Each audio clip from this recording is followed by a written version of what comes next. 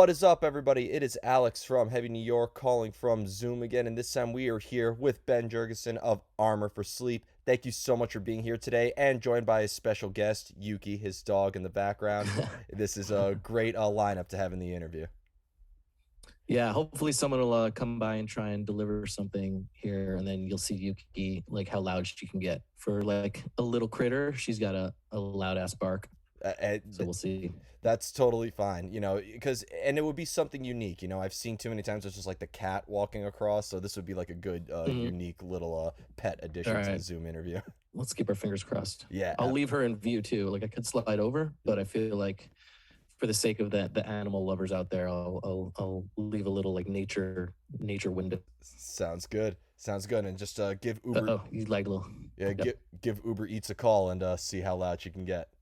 Yeah, exactly. Yeah, but it's so good to have you here. We got a lot going on in the Armor for Sleep camp. The Rain Museum scheduled to come out September 9th, the first new Armor for Sleep album in a very, very long time. Did this just feel like picking up where you left off after Smile for them, or was this just like a brand new songwriting process altogether?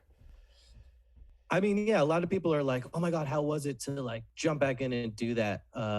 It's kind of weird, like being me and being us, because I just feel like the timing wasn't right for us, but it doesn't feel like, oh, I have to relearn everything all over again. It was just like a lot of time lapsed, but it's kind of like riding a bike. It just feels normal. And also I think the advantage for us is like, personally for me, writing songs, I never have to like jump into character to write a song. So like if I sit down to write a song, it's going to sound like an Armor for Sleep song. So it's not like I had to do some like preparation to like get back into character. It's just literally like how it comes out. So yeah, I guess it just felt natural.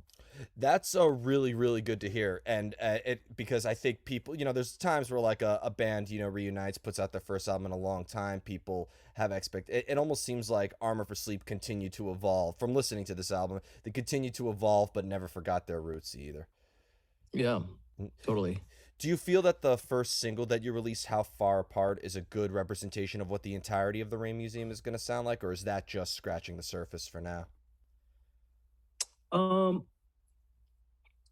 It's I mean, it's not so off base from everything else on the record. I think it's definitely maybe like more, more traditional Armor for Sleep song on the record. There are definitely, we get weird, like for instance, we weren't going to put out as a first single the song that starts with like 2.5 minutes of piano, but we do that on the record. We kind of so yeah, so it is representative of the album as a whole. In other words, it's not going to be a complete departure from that sound. I don't know, we just felt like it was a good kicking off point, I guess.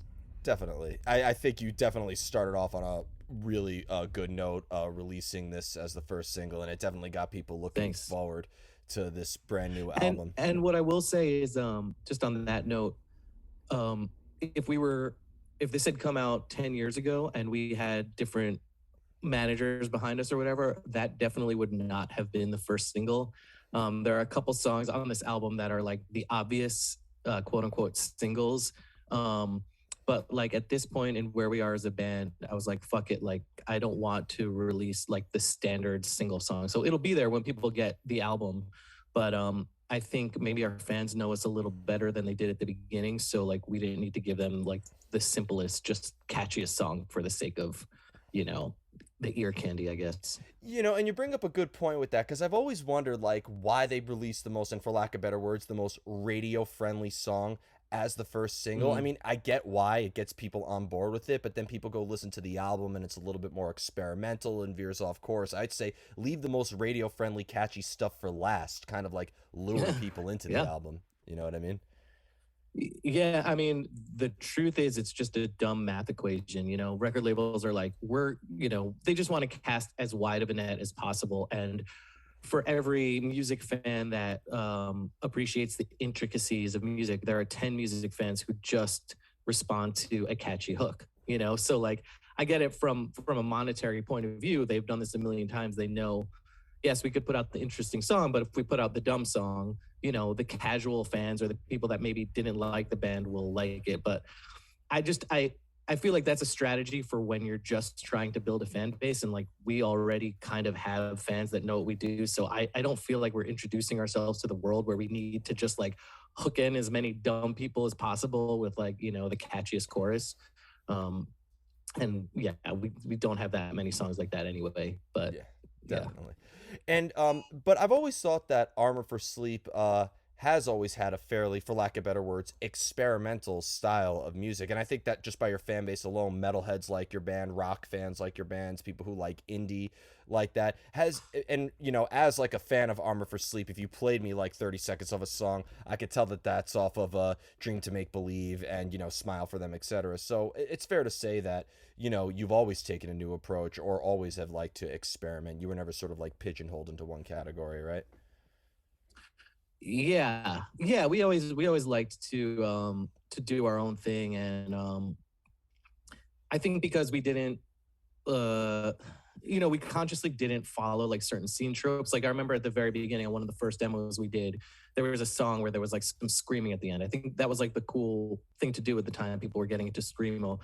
And like just for an example, we made a conscious decision like let's not be like a screamy band. Like and I think because we kind of made those decisions early on to like maybe not follow the trends of the times, I think it afforded us the luxury to kind of experiment a little bit more because we hadn't, you know, kind of like pigeonholed ourselves from, you know, from early on.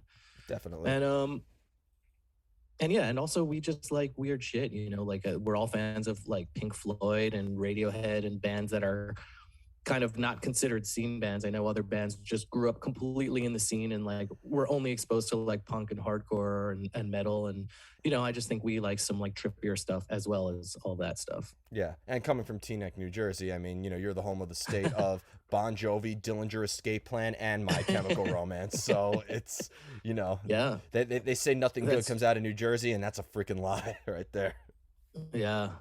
Yeah, And my girlfriend and I are actually just doing a rewatch of The Sopranos, and I live in LA now, so it's been a nice little like tour of New Jersey again to watch The Sopranos from the beginning. that's a hell of a comeback tour, I must say.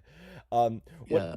when it comes to your songwriting though, does it always start off with like a preconceived idea? Let's make it sound like this. Let's dabble in this territory, or does it just come naturally and there's just like a lot of constant improvising involved? Um.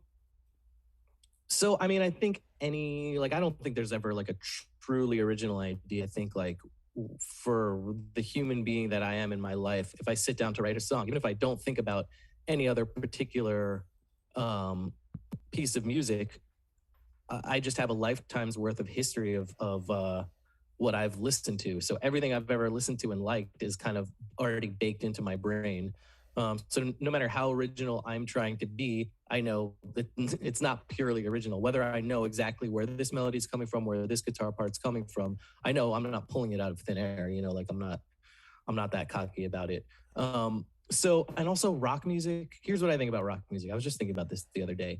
Like, how long have people been playing rock and roll? Since what, the 20s, right? The first like rock bands, I consider the earliest. Beethoven to be Like, the first rock star, so sure, yeah, but just like a drum set, yeah. guitar players, bass player, and vocalist.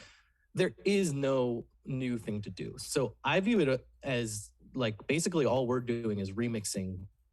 All anyone's doing in rock music is just remixing what's already there. You know, you're taking a chord progression that's probably been done a billion times before. You're taking lyrics in a way that have been done before in this format of like verse, chorus, verse, bridge. You know what I mean? Like just a standard thing. You can't pull anything out of the blue anymore, but you can take what's there and remix it. You know what I mean? It's almost like if you're doing a visual project, you can still make something really interesting from pulling from stock photography and stock videos online. And if you're doing your own visual project, because you're taking these visuals that other people have captured, and even though you weren't the original one to capture them, you can make a beautiful video with with music that you found online, and it's a completely new expression, but it's just a remix of all these other sounds that were out there. So when I go to write, that kind of like takes the burden off of my shoulders of feeling like, is this the most original thing in the world? Because I just view myself and view what we do as like we're just remix artists, It in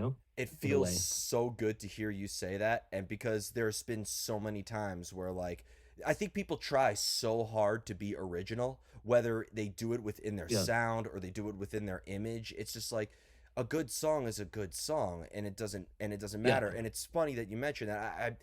John Lennon said a quote. I forgot exactly how it went, but he said like all the songs in the world have already been written. It's just up to us to bring them down or something like that. So I think in the end, Hmm. just Yeah. writing a song in general, regardless if it's original or not, a good song is a good song. You know.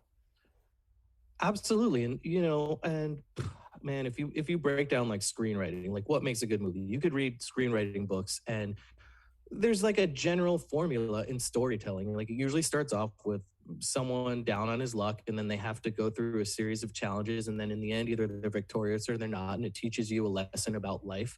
So just knowing that structure doesn't mean that what you're going to come up with is unoriginal. It just means that people respond to stories in a certain way. And it's the same thing with songs. You know what I mean? So yeah, I agree in a way with what John Lennon said then. Yeah, and you also brought it. It almost seems like humans are naturally attracted to that hook that we would hear in like the singles as well. It almost seems like that there's like, it almost seems like that there's certain receptors in our mind that interpret music, and like it seems like the ones with the catchy hooks are is just the easiest receptor on the brain to hit. Sure. Yep.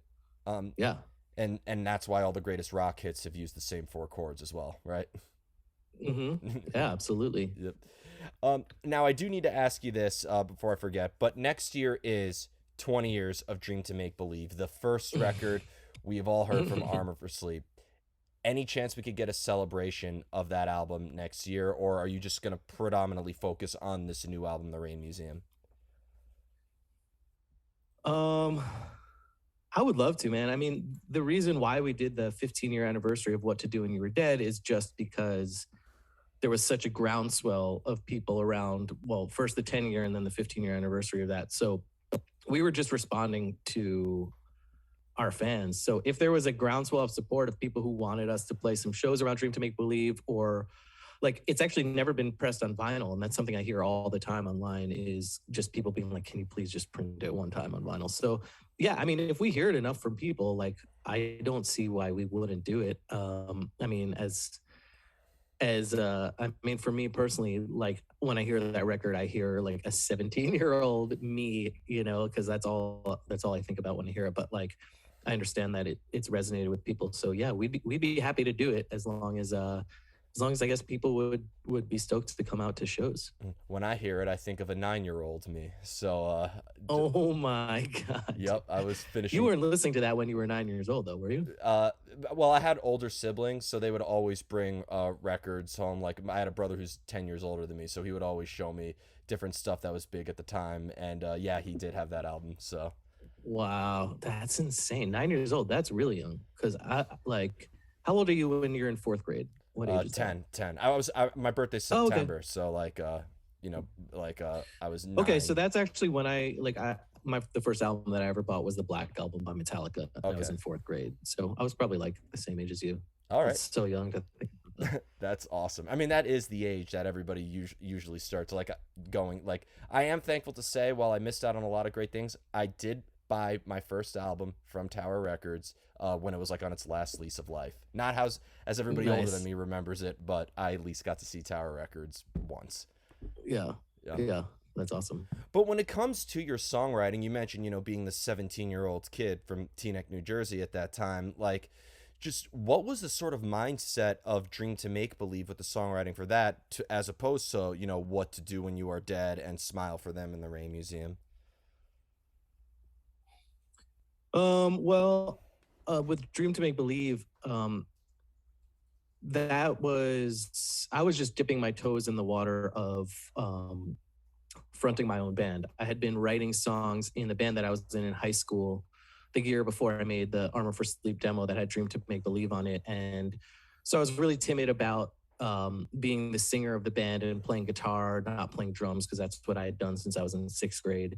Um, and I again just timidly put it out into the world, and I didn't have this like drive to like be like, I am going to do this band, and we're going to sign a deal and tour the world.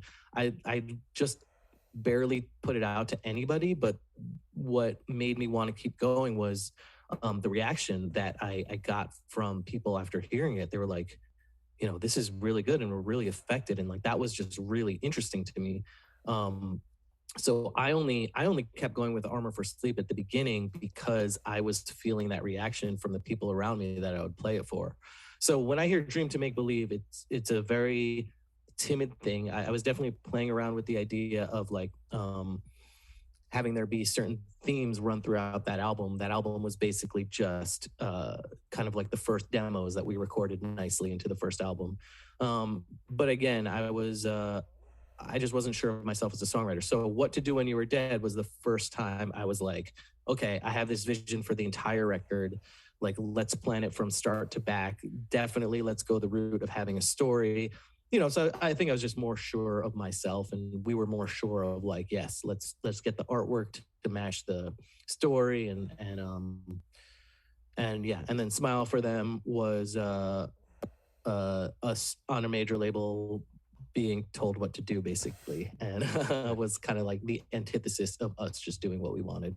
Well, with the first album, it has what I like to call the debut innocence. To me, the only real bands, at least I could think of off the top of my head, I know there's more, where they just hit the ground running on their debut was Linkin Park and Guns N' Roses with their debut albums. Mhm. But I just always loved like Yep. that underground charm in a way. And you mentioned like, What to Do When You Are Dead is where you kind of had like a story developed and, all that. As a lyricist, have you always needed to hear music to come up with lyrics or themes, or do you sometimes think of a concept in mind and that maybe helps determine the outcome of the music itself? um I usually, so the way I personally do it is I write guitar first. Honestly, I usually write a riff first, just something that sounds interesting, and then I think it's really cool when I have a riff that doesn't have any chord structure behind it. When I then go and play like cool chords behind it, I think if you like a riff that I might write that sounds pretty like nice or pleasant, I can write like dissonant chords behind it that kind of change the feeling of what I intended the riff to be. And I love doing that because I'm like, oh whoa, that changes things. And usually at that point, I'll say like, this would be a cool chorus. Let me see if I can sing a melody over it. That usually comes pretty easily. And then let me see if I can write some words over this melody. And basically at that point is either life or death for the song, because whatever lyrics I come up with at that point, I will not be able to come up with different lyrics for that chorus. Like no matter what I do, it'll never be as good or feel as natural as what I thought of the first time. So for like Car Underwater, literally the first words for the chorus that I could think of were, I'm in a car underwater with time to kill. I was never like, could I think of better lyrics for that? I was just like, okay, that's it. So then if that's good, if that works, if I'm like, that would be a cool chorus, for me, then I work backwards. Then I think of the verse as like a build up into the chorus, where the chorus kind of lays everything out on the table. I then go to like, can I set the table for this? Can I write a verse that builds up to the chorus thematically and musically? And sometimes I can't. Sometimes the chorus is awesome, but I have no idea how to get there. So then the song dies. So it's just it's like Plinko, you know what I mean? Where it's like, if I can get past this point, then the song survives. If not, the song dies. If I can get past this point, the song survives. If not, the song dies. And like, only a few of them make it to the bottom. Does that methodology apply to every project you've been involved with, whether it was your solo work, there was nowhere left to go, or God Loves a Challenge work, or has it been like maybe a different mind frame or a different form of expression as opposed to Armor for Sleep? For uh for God Loves a Challenge, a big um force behind that project was this guy named Jay DeZuzio, who I was working with, who was a producer, very talented producer. And it was very collaborative with him. He kind of heard these like electronic demos that I was doing, so I feel like he had a big influence on that. Definitely for my solo stuff, that's just my same style of songwriting, where yeah, I usually start with the chorus and then work my way backwards. But yeah, that's how I've always done it for Armor. I think it took me a while to realize that that was my process though. And now I'm more honest with it. So I guess I used to be unaware that like if my chorus sucked, then the song was just going to suck no matter what. Where now I can I can see that earlier on in the process. So it just saves me time because I'm like, no, this chorus is not good no matter how much time I spend on the verses. This song's gonna suck, you know? So like if I don't have that spark of like something that I think is cool, that is poignant and meaningful, there's no point in trying to work on it anymore. It's just it's dead, you know, which is it's kind of harsh, but it is a time saver for me. Well, I mean, that's a great because I think every artist, whether you're a musician or a painter, I think our biggest phobia or our biggest pet peeve is wasting time. And I think the fact Yep. that you're able to be so brutally honest, it's one thing for an artist to have like an emotional attachment to their work and stuff, but you're able to kind of like you have a no bullshit methodology with your work, and I think that shows in your music. Because with this new album, I don't think that Thanks. there's a dud or a filler or a track that like I could skip over. It is one of those albums where you want to listen to it from front to back, side to side every time. Thanks, man. Mm. Yeah, and I also think of this thing for me, like when I hear a lot of my songs, I hear a lot of not like the misses, but I hear so many moments where I'm like, and maybe this is like a little bit of a neurotic part of me where I'm like, God damn, I wish that was slightly louder. I wish that word was different. So when I hear it, I hear a lot of faults, but this is something that I talk about with my friends. It's like I have a barometer for myself, or I have like a bar for myself, and it's strictly for like me. I'm just judging myself, and it's at a certain point.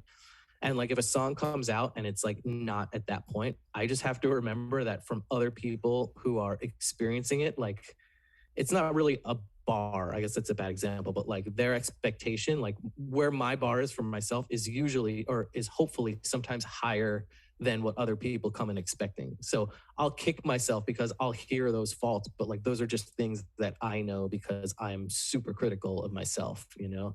And as you should be. I mean, I don't think there's any such thing as, nobody is perfect, but I think the fact that you are always aspiring, not saying like, oh, I have this formula, I have this way of doing things. You're just always trying to continue evolving, which I think is very admirable. And in order to get like that creative energy, that creative spark, do you almost have to kind of like be in a certain place, be in a certain headspace at a certain time, or does inspiration sometimes just strike when you least expect it?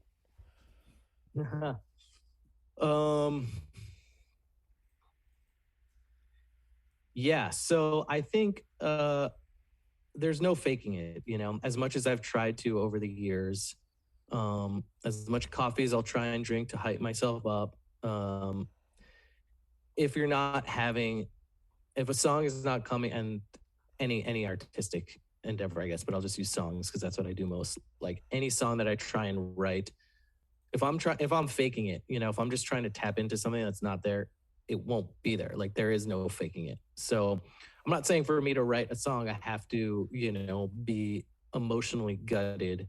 Um, but you know, there's just no faking it. And so yeah, so there is some truth to for at least what I do. Like I can't it won't come out good unless it's real, I guess, you know. Hmm. And to answer your question, yeah, I'm not sure there is faking it. Yeah, no, there most certainly isn't. But like, when do you have like a usual place that you have to cultivate ideas to go to, or like, do you just feel the need to keep like a recorder on you at all times because you never know when an idea is gonna strike? Um, no, you know, I think I used to think that I needed to do like have a routine or go to that special place. I think I've realized now that like I'm a fan of the people that say, and this is in terms of like writing a book or writing a screenplay.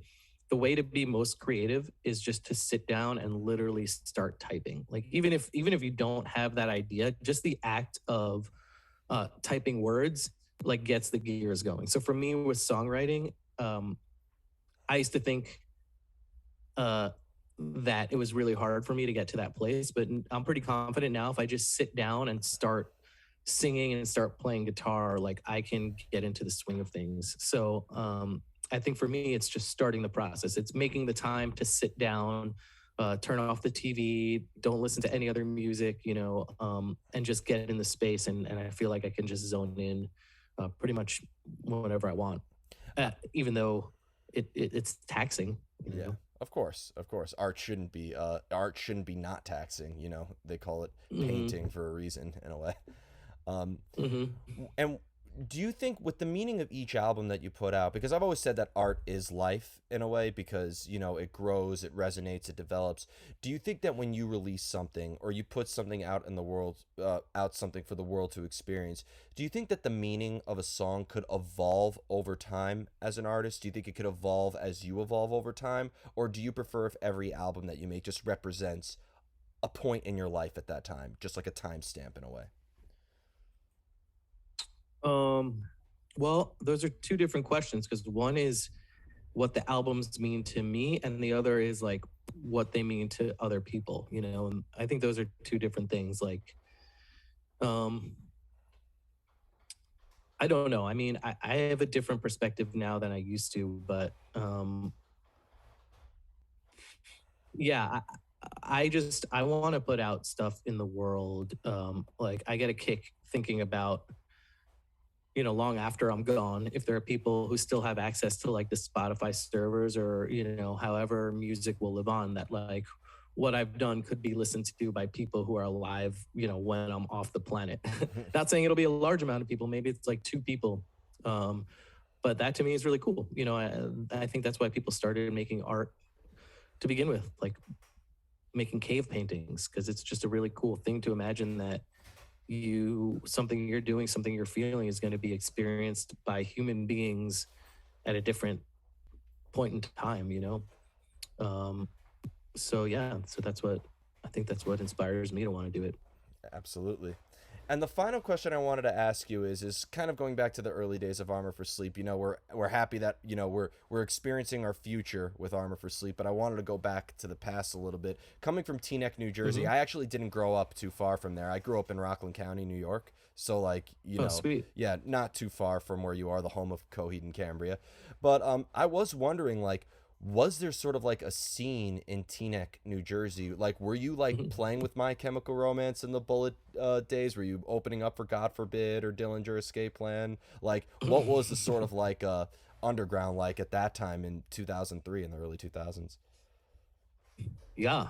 um Super important question for me because I would not have been a musician in the same way if it wasn't for the local scene at the time. So the first show I actually ever went to in my life, I was in eighth grade, so I guess that would be 12 or 13. Was at the American Legion Hall in Teaneck. It was a bunch of ska punk bands, and other regular punk bands, and yeah, the scene was just thriving around here. So I started going to shows with my friends when we were 13, all throughout the end of middle school and then high school, because we would go to a show on the weekend that would have 500 kids in it, and it was put on by a 15-year-old kid. And yeah, it was crazy. And yeah, absolutely. You know, one of my friends growing up was this awesome guy named Mikey, and he was friends with this guy named Alex, who did a record label called Eyeball Records. And when my band in high school, Random Task, was done, you know, Mikey worked at Barnes and Noble, and I was like, "Hey, I'm starting a band. I'm going to call it Armor for Sleep. Do you want to play bass?" Because I'd just been friends with Mikey for a while. So we were going to have our first practice, and then Mikey called me up, and he's like, "Hey, dude," he's like, "So I want to come to that practice. Your band sounds cool, but my brother Gerard is we're starting a band called My Chemical Romance." And I was like, "Cool, dude. Like, good luck with that." But obviously, you know, they went on to be My Chem, that we all know and love.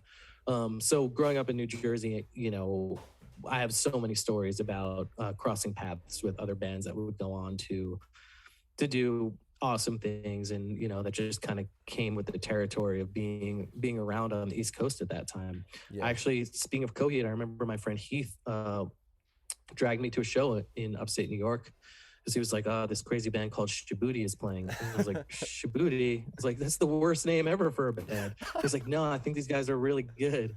So we saw them, and I was like, "Holy shit, that band was awesome." I was like, "That's a terrible name though." Yeah. And then like a year later, we heard that this awesome band was on Equal Vision. They were called Coheed and Cambria. And then Heath was like, "Yo, remember Shibuti?" He's like, "This is Shibuti." And I was like, "Thank God they changed their name, I because couldn't now I agree feel more. like people are going to appreciate them." Yeah. You know what's funny is their current bass player Zach actually worked for my dad before he joined up with that band. I don't know if you being local, I consider you local. You know, I'm from Rockland County. I don't know if you heard of Alto Yeah, Music. That's my father's business, and yeah, yeah, he worked for my dad at Alto Music. So it's kind that's of like awesome. a That's amazing. small world, and Yeah. yeah, but it's so good to hear like all that cross paths. It almost seems like every scene is like Yeah. very like uh Jordan Mancino from As I Lay. This is his word of saying, but every local scene's very incestuous. Yeah. Yeah, Yeah, but I mean, that's the only reason why we're a band, because we were around such an awesome scene at a really important time. yeah, definitely, definitely. And East Coast, nobody does it like we do over here. Uh, Absolutely. so before we go, I want to thank you so much for your time today and welcome back. It's so great to see Armor for Sleep back and giving us some new music. Is there just anything else that you would like to promote for the Armor for Sleep camp for the future in terms of tours and whatnot?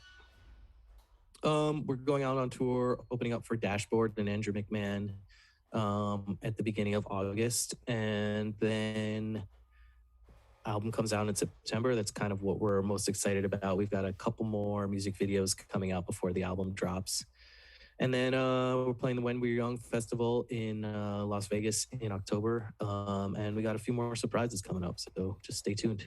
I look forward to seeing all of them. Thank you so much, Ben. Everybody, Ben of Armor for Sleep. Be sure to check out The Rain Museum coming out September 9th, and be sure to check out the latest single, How Far Apart. We will see you next time on Heavy New York.